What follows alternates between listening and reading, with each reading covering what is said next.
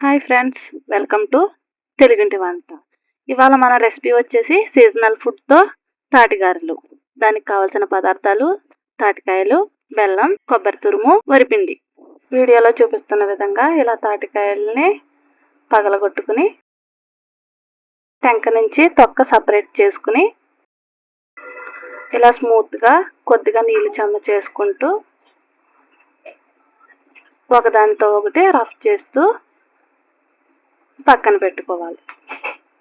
ఇప్పుడు ఇలాంటి చిల్లుల బుట్టతో వీడియోలో చూపిస్తున్న విధంగా టెంక నుంచి గుజ్జు సపరేట్ అయ్యేదాకా తీసుకోవాలి.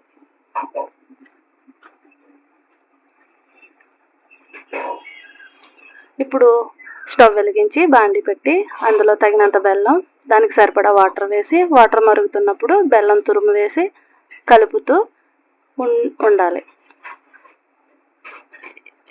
ఈ మిశ్రమాన్ని ముందుగా తీసుకున్న గుజ్జులో వేసుకుని కలుపుకోవాలి. కొద్దిగా బియ్యం పిండి మనకి చూసుకుని సరిపడా వేసుకుని గారెలు అవ్వేలాగా కలుపుకుని పక్కన పెట్టుకోవాలి.